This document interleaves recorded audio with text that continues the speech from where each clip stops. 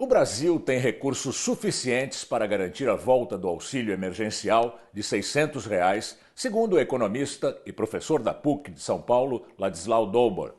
Para ele, também é possível pagar uma renda básica universal, que geraria efeitos multiplicadores na economia brasileira.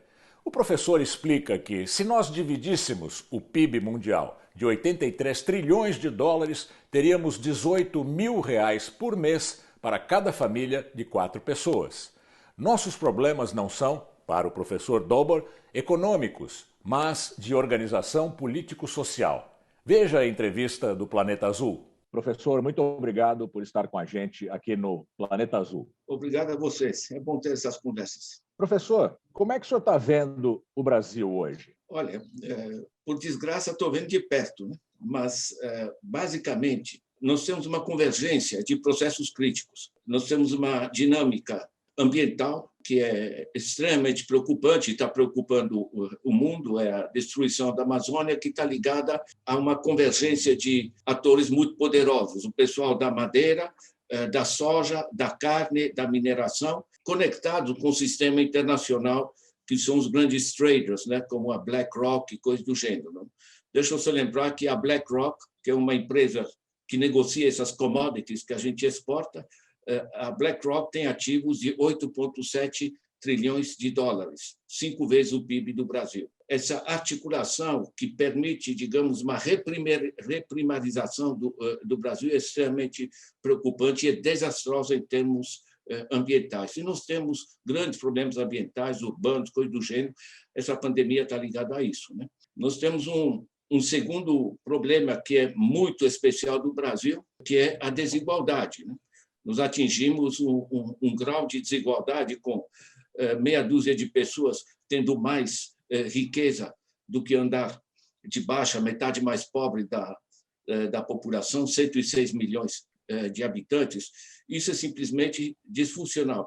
E deixa eu lembrar que essas fortunas se acumulam essencialmente através de mecanismos de altos juros e altos dividendos, né? Ou seja, não é produtivo, é extração financeira, o que hoje se chama de financiarização.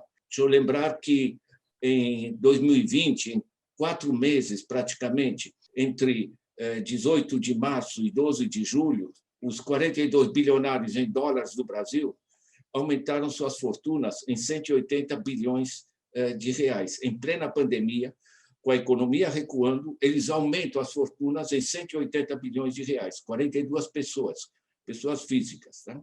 180 bilhões de reais é 6 anos de Bolsa Família, que vai para 50 milhões de pessoas. Isso é absolutamente, além do mais, não pagam imposto, desde 95, lucros e dividendos distribuídos não pagam imposto. Então, gera-se uma desigualdade absolutamente explosiva. Né? Um terceiro impacto é o caos financeiro. Né? Eu recebo aí da ANEFAC, Associação Nacional dos Executivos de Finanças, as estatísticas mensais de juros efetivamente cobrados, porque nos jornais dizem que os juros estão caindo, eu estou para descobrir ainda. Tá? Eu tenho aqui, no comércio, tá? Crediário, 74%. Na Europa está em torno de 7% ao ano. Rotativo do cartão, 271%. No Canadá é 11%. Nos Estados Unidos é um escândalo, está 21% ao ano. E por aí vai, né? Se você pega as pequenas e médias empresas, porque as grandes pegam dinheiro lá fora barato, mas as pequenas, perdão, elas estão pagando, eles estão aqui, um juro médio de 43%. Como é que você investe? Como é que você desenvolve? O que está acontecendo? O que saiu, inclusive, nos jornais, na manchete do Estadão, né? As pessoas estão ferradas, precisam desesperadamente de dinheiro e os bancos aproveitam para cobrar o que querem, né? Então, você tem um caos financeiro que desequilibra os processos, né? Eu calculo, ordem de grandeza, a extração através de juros, só através de juros, é da ordem de 20% do PIB.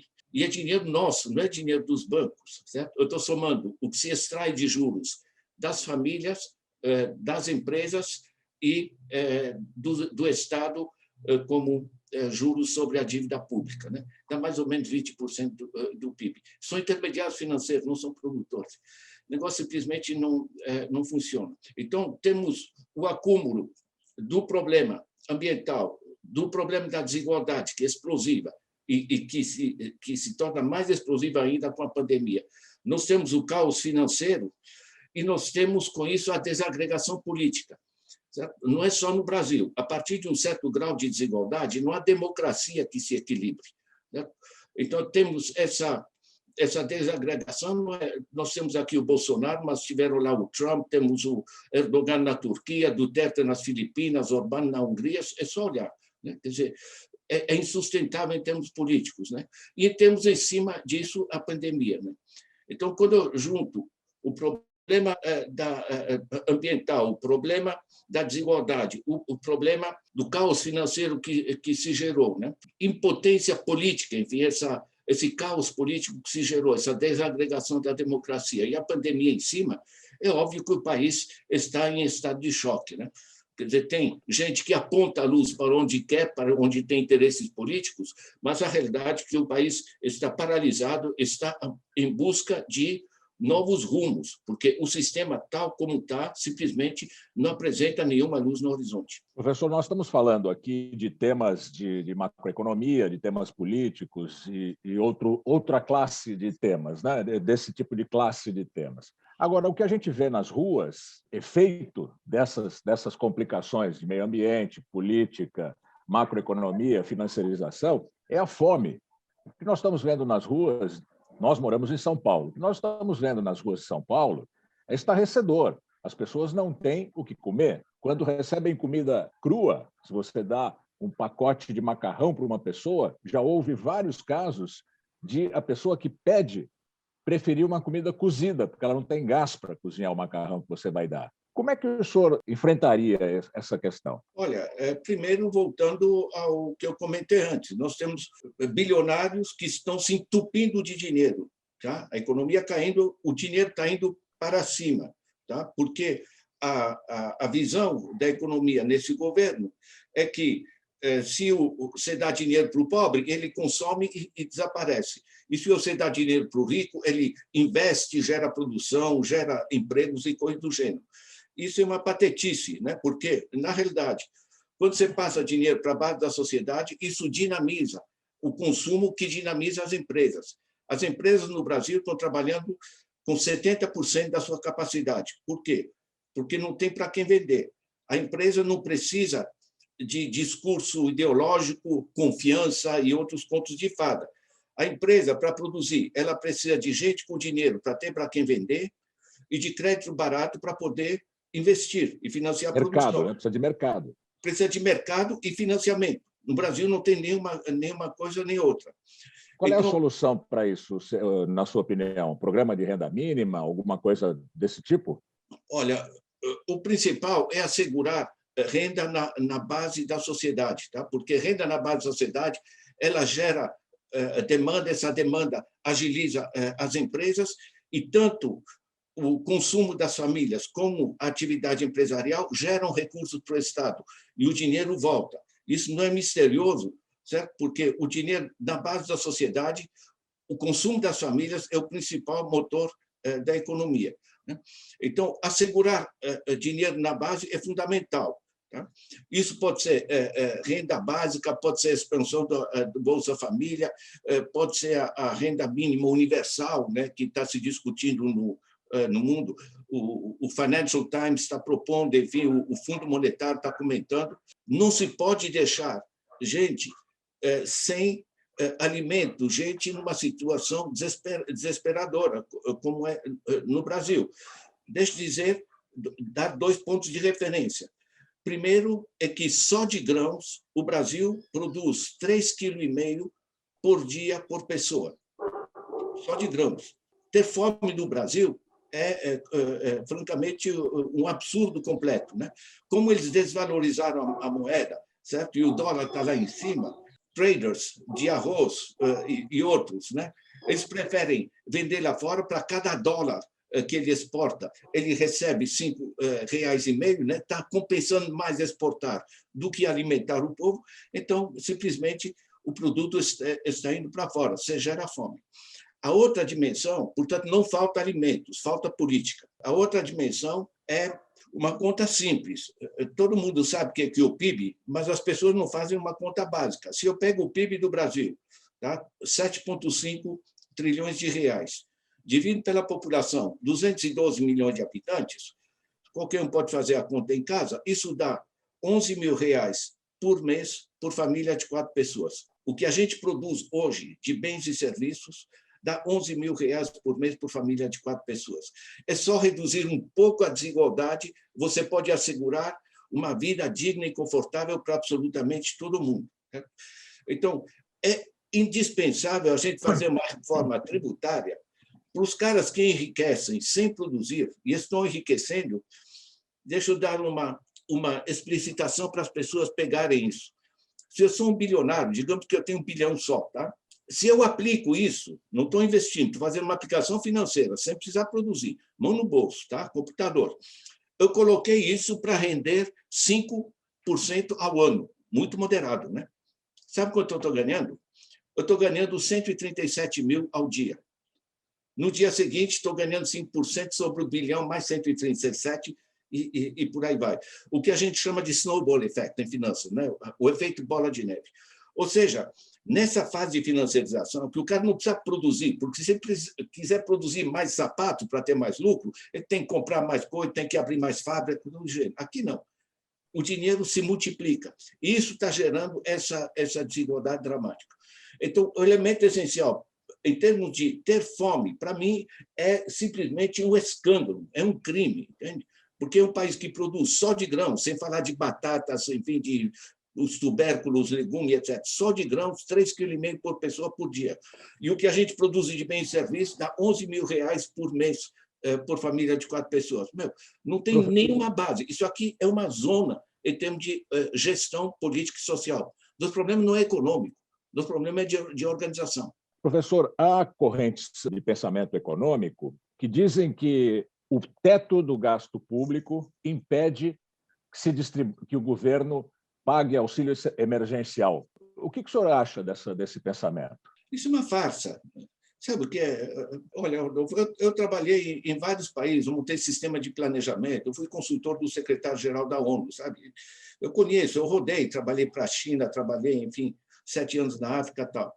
Então, a gente roda e a gente constata o seguinte: a apropriação de dinheiro por elites pouco produtivas sempre vem acompanhada de narrativas. É porque não temos dinheiro, é porque isso, é porque aquilo, né? A base da sociedade é a seguinte: você tem um mecanismo econômico para a apropriação do excedente social, do que a sociedade produz, para as elites, né?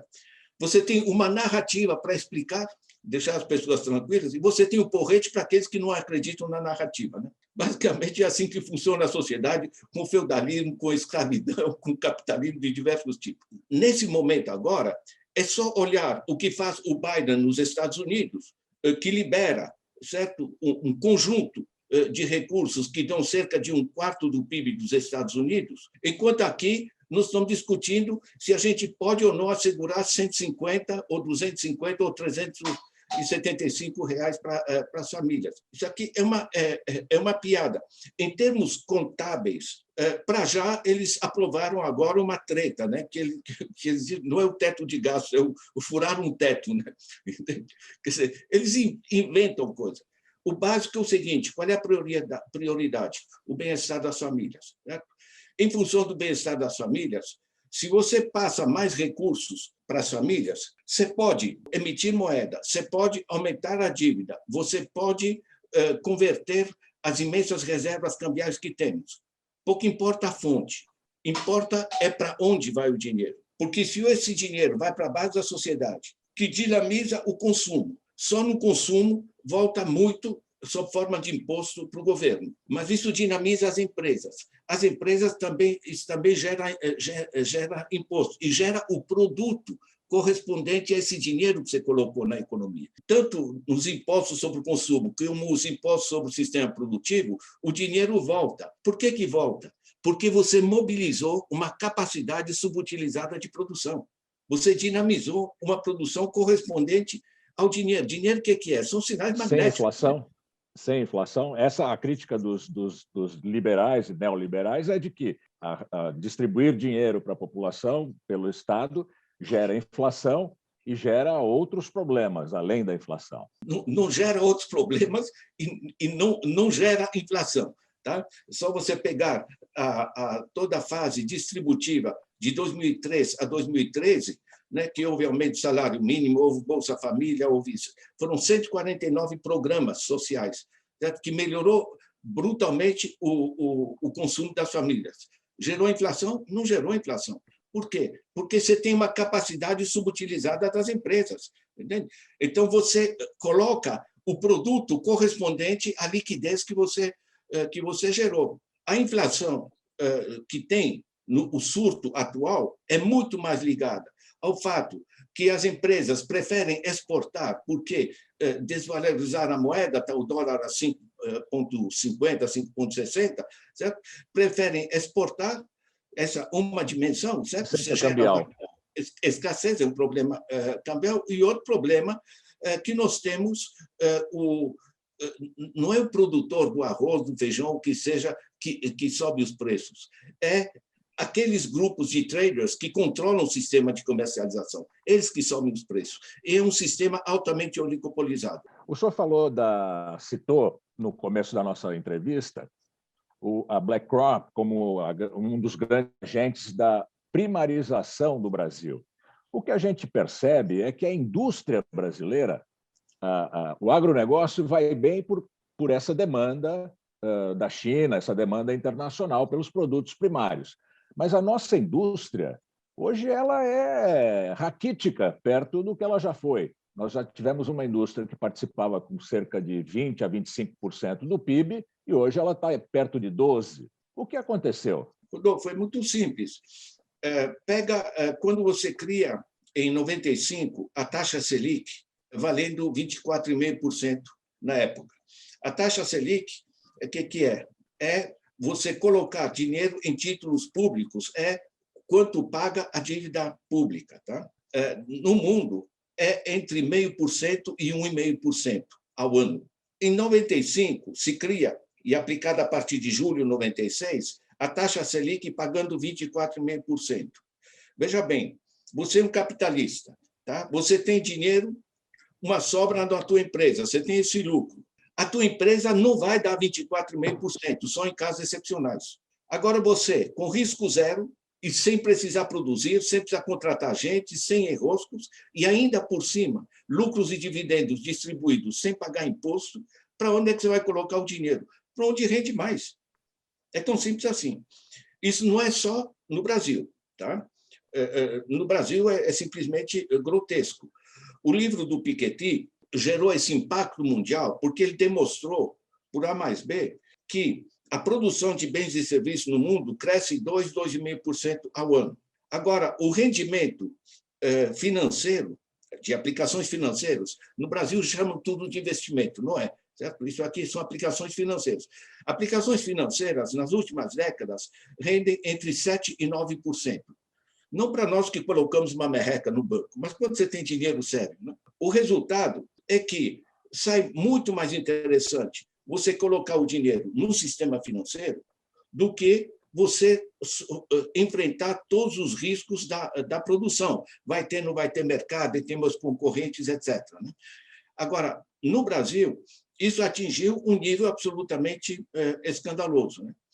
A outra parte é que as empresas pagam taxas de juros que são absolutamente insustentáveis. Eu tenho aqui as taxas de juros de março 21, tá? Do mês passado. Capital de giro, 14%, desconto diplomata, 16%, conta garantida, 117%, certo? Média geral, 42%. Você sabe o que é? Na Europa, nos Estados Unidos, taxa de juros para pessoa jurídica é na faixa entre 2% e 3% ao ano. Veja bem, o dinheiro não é dos bancos e nem o dinheiro do governo, inclusive, são todos recursos nossos, certo? Quer dizer, o banco cobrar uma taxa de administração porque ele recebe o dinheiro, repassa, coisa do gênero, tudo bem. Mas não cobrar, quando nos paga a nós uma merreca, cobrar esses juros absolutamente surrealistas. Então, de um lado, a indústria, quem produzia bens e serviços concretos, né, preferia ou colocar dinheiro na taxa Selic. Agora, se ele ficasse na produção, ele produzir pagando taxas de juros desse montante não é viável. Né?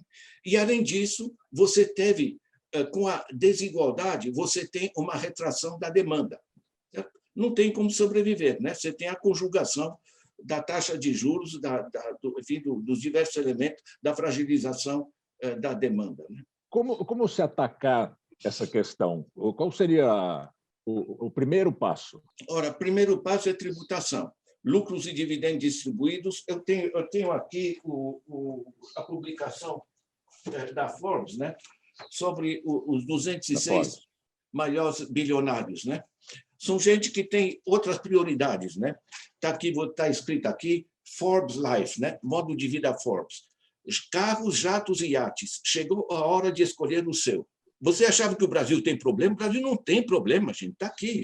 E estão sorridentes. Tá? Os bilionários adoram aparecer na capa da Forbes. São montantes absolutamente gigantescos. Então, a gente pôs o teto de gasto em cima de saúde, educação, essas coisas, mas liberou o pagamento de juros sobre a dívida pública. Então, isso aqui simplesmente é surrealista em termos de funcionamento. Agora, não é só uma questão de justiça, de os mais ricos contribuírem, sobretudo nesse momento de pandemia, mas é questão de inteligência econômica. Quando você deu a crise de 29, o Roosevelt, a partir de 34, ele colocou para os capitais financeiros improdutivos uma tributação com alíquota até 90%. Usou esse dinheiro para fazer obras de infraestrutura e dinamizar o consumo das famílias e pequenas obras pelos Estados Unidos. Você redinamizou toda a economia. Certo? Então, você tributar as altas fortunas é ótimo, mas não é só, como eu digo, justiça, mas ela estimula, porque o cara tem esse capital que está só rodando na ciranda financeira. Se ele recebe um forte imposto, ele diz, bom, esse negócio o imposto está comendo esse dinheiro, deixa eu fazer alguma coisa útil com ele. Você pode pensar o ITR, que você sabe que é uma ficção científica no Brasil. Nós temos 160 milhões de hectares de terra agrícola parada ou subutilizada no Brasil. 160 milhões de hectares dá 5 vezes a Itália, tá? Em termos de dimensão. Nós somos, junto com as savanas africanas, a maior reserva de terra agrícola parada. Se você coloca um imposto razoável em cima de terra agrícola parada, sem precisar desapropriar todas as coisas, sabe o que é? É a mesma coisa, porque funciona na Europa. Certo? O cara tem um campo parado, certo? Porque gosta de mostrar uns cavalinhos para a madame, ele vai ter que pagar o imposto. A partir de um certo número de imposto, ele ou passa a produzir naquela terra ou vende para alguém que produza.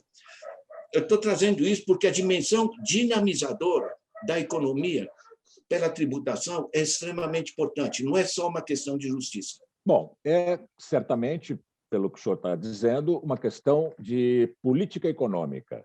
Numa democracia como a brasileira, pode-se colocar vários adjetivos a essa democracia, isso passa pelo Congresso. O Congresso representa, na sua opinião, a vontade dos brasileiros? De que brasileiros esse Congresso representa as vontades? Gente, é só olhar as fortunas, a cor, a origem de toda essa gente. Nós temos um Congresso de elites que trabalha para elites e nós estamos num sistema extremamente desigual. Nós somos um dos 10 países mais desiguais do planeta. O problema central é essa desigualdade. Eu uso muito o livro do G.C. Souza, né? A elite do atraso, que ajuda a entender. Agora, nós dependemos demais da política de Brasília.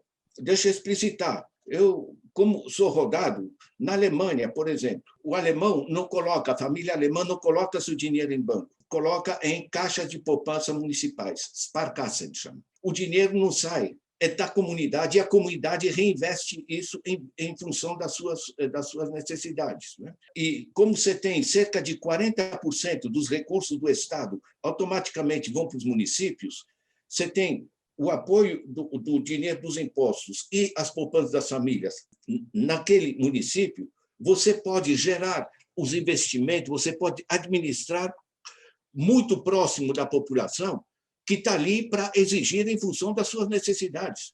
E tem mais, o Brasil tem 5.570 municípios. O ministro lá vai lá saber quais são as necessidades de cada município. Isso aqui, em termos de gestão, Rodolfo, de lógica administrativa, isso simplesmente não funciona, tá? Porque só conversar com prefeitos, tá? Você vai ver que os caras passam a vida em Brasília tentando tirar uma lasca de uma emenda parlamentar ou tentar se colocar de amigo com o ministro, coisa do gênero. Gente, isso não funciona. Todo o debate sobre dinheiro, repare, está em Brasília. Sequer repassam para os municípios. Você sabe o que é? Só um município sabe qual é o bairro mais afetado, quais são os recursos do município vizinho que pode utilizar o apoio hospitalar dele, ou coisa do gênero. Então, quando eu olho, tá? Suécia, Canadá, China, Vietnã, Coreia do Sul, Alemanha, todos eles têm sistemas amplamente descentralizados. Você tem a Califórnia, que há 3 meses atrás autorizou os municípios a fazer bancos públicos municipais. Ou seja, o dinheiro tem que estar mais próximo.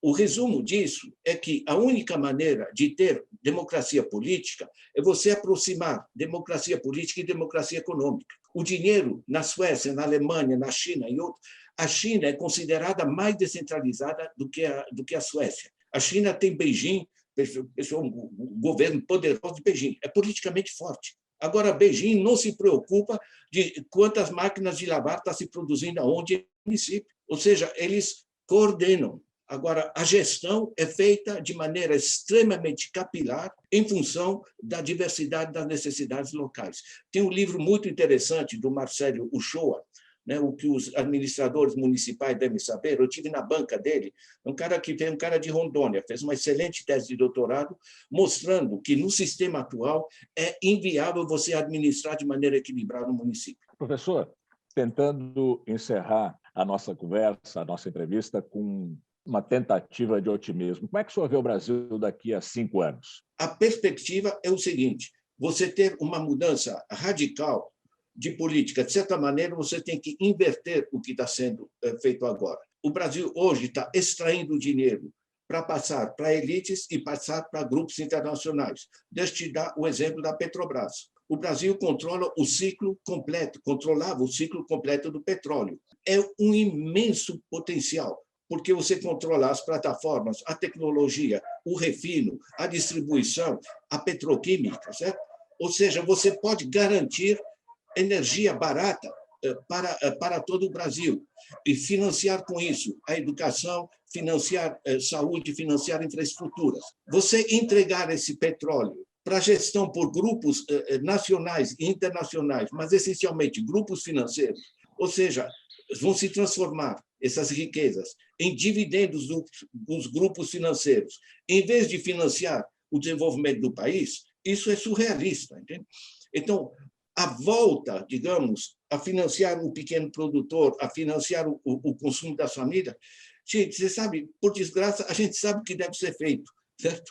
O dinheiro tem que ir para a base, porque isso estimula a demanda, que estimula a produção, estimula o emprego, e nós temos as mesmas partes que eu junto como convergência das crises. Nós temos que resgatar políticas ambientais, políticas que enfrentem a desigualdade, reduzir a desigualdade, controlar o sistema financeiro, e podemos, através do que restou de sistema financeiro público, né, certo? E você tem que democratizar, a meu ver, é essencial você descentralizar as políticas, sobretudo porque nós temos hoje 87% da população vive em cidades, e você pode hoje organizar isso, sobretudo com a conectividade que temos hoje, você pode fazer uma gestão muito mais horizontalizada. O eixo central é o seguinte: orientar a economia para os interesses da população. Nós estivemos hoje aqui no Planeta Azul com o professor Ladislau Dobor, professor de Economia da PUC de São Paulo. Muito obrigado por sua participação aqui no Planeta Azul. Obrigado a vocês.